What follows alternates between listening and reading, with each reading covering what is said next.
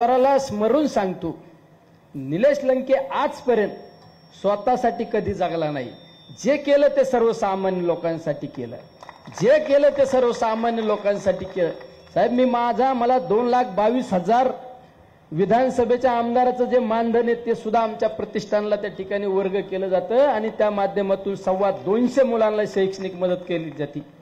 म्हणजे नेहमी प्रत्येकाचं, माझं आजही घर मला पाऊस आल्यानंतर गळतं, पण मला माझ्या घराची चिंता नाही। मला माझ्या झोपडीतला माणूस चांगल्या घरात राहायला पाहिजे ही भावना माझी नेहमी असते। म्हणजे दुसऱ्याच्या दुःखात दुःख पाहणारा मनुष्य बी, दुसऱ्याच्या आनंदात आनंद पाहणारा मनुष्य। कोविडच्या कालखंडामध्ये साहेब तुम्ही सुद्धा मला फोनद्वारे माझी चौकशी केली आणि मला सांगितलं की तू सुरक्षित राहा। साहेब, माझ्यासमोर एकच टार्गेट होतं त्यावेळेस, मी वैष्णोदेवीला होतो, त्या पुस्तकामध्ये सगळं नमूद केलेलं आहे। 11 एप्रिलची तारीख होती आणि त्या दिवशी नगरमध्ये 42 डेड बॉड्या एका लाईन मध्ये जळत होत्या आणि मला रात्री 11:30 वाजता व्हिडिओ आला। अशोक गुले माझ्या बरोबर होते आणि आम्ही जम्मूच्या स्टेशनला एअरपोर्टच्या बाजूला एक रूम घेऊन थांबलो आणि ज्यावेळेस मोबाईलवर 42 डेड बॉड्या नगर शहरातल्या जळत असताना पाहिल्या, मी रात्रभर त्या ठिकाणी बसून राहिलो। माझे सहकारी विचारायचे काय भानगडे, का झोपलं नाही, काय नाही, बसलो।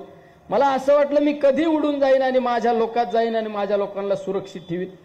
मी 11 एप्रिलला त्या ठिकाणी सकाळी निघलो, मुंबईला आलो आणि मुंबईला आमच्या सहकाऱ्यांना फोन केला की आपल्याला कोविड सेंटर सुरू करायचंय आणि 14 एप्रिलला कोविड सेंटर आदरणीय शरदचंद्रजी पवार आरोग्य मंदिर या नावाने सुरू केलं। साहेब, त्या दिवशी त्या सकाळी उठल्यानंतर मी आई वैष्णोदेवीच्या मातेचं दर्शन घेतलं, आई वडिलांचं दर्शन घेतलं आणि त्यांना स्मरून सांगितलं, मी माझ्या लोकांना त्या ठिकाणी सुरक्षित ठेवण्यासाठी मी आता मागे फिरणार नाही, माझा देह हा तुला अर्पण करतो, हा मी देवी मातेचं दर्शन घेऊन सांगितलं।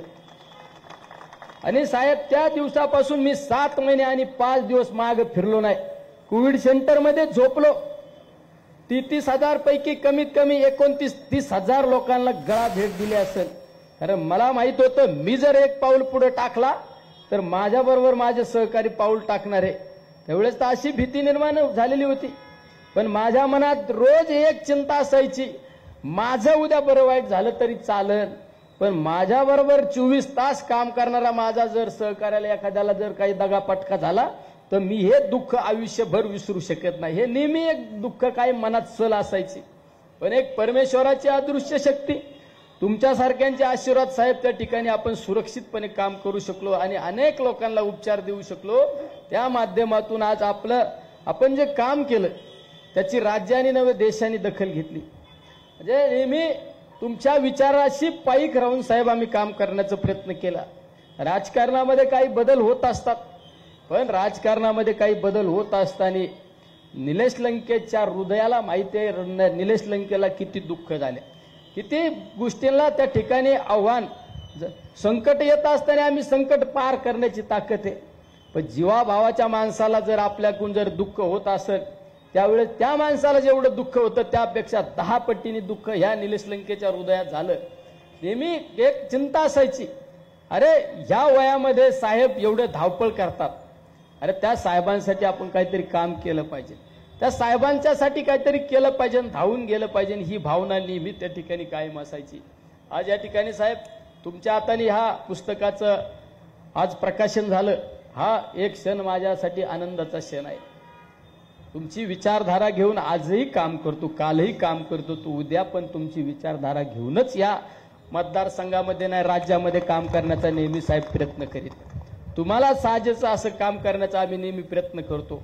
आमच्यात सुद्धा कधी कधी एक आक्रमकपणा आहे, मी सुद्धा म्हणतो असतो कधी कधी मला भायावर करायला नका लावू, पण त्यावेळेस क्षणात तुमच्यासारख्याचं त्या ठिकाणी आम्हाला फोटो दिसतो आणि आम्ही म्हणतो नाही साहेबांना पटत नाही, आता आपण थोडं थांबलं पाहिजे।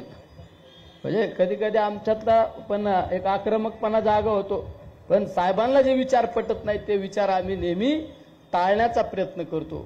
म्हणजे साहेब सगळेजण या ठिकाणी आज इतक्या संख्येने उपस्थित, काय छोट्या मॅसेजवर एवढे लोक आज उपस्थित आहे। साहेब अमोल कोल्हे साहेबांनी सुद्धा मला शिवपुत्र संभाजी महाराजांच्या महानाट्यामध्ये मला त्या ठिकाणी इतकं साहेब सहकार्य केलं, म्हणजे मी तो कार्यक्रम घेऊ शकत नव्हतो, पण त्या कार्यक्रमाला त्यांनी सांगितलं तू काळजी करू नको, तुझी इच्छा आहे ना नगरमध्ये महानाट्य करण्याची, तू चिंता करू नको, मी तुझा भाऊ या नात्याने तुझ्या पाठीशी आहे, तू बिंदास कार्यक्रम घे, फक्त नियोजन कर. मी म्हणलं नियोजनाची काळजी करू नका खासदार साहेब, मी नियोजनाच्या बाबतीत एकदम परफेक्ट, माझे हे सगळे जीवाभावाचे लोक आहे साहेब. 2000 कार्यकर्त्यांनी एक 8 दिवसामध्ये 12 लाख लोकांच्या घरापर्यंत जाऊन त्या ठिकाणी पास वाटप केली आणि प्रत्येकाच्या घराघरापर्यंत छत्रपती संभाजी महाराजांचे विचार गेले पाहिजे ही भावना त्या मागे होते.